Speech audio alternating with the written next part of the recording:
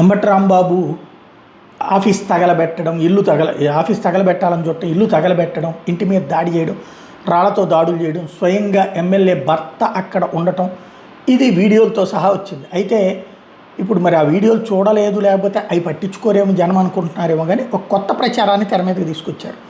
అంబటి ఆఫీస్కి నిప్పు పెట్టింది వైసీపీ వాళ్ళే, అందులో అసలు తెలుగుదేశం పాత్ర లేదు.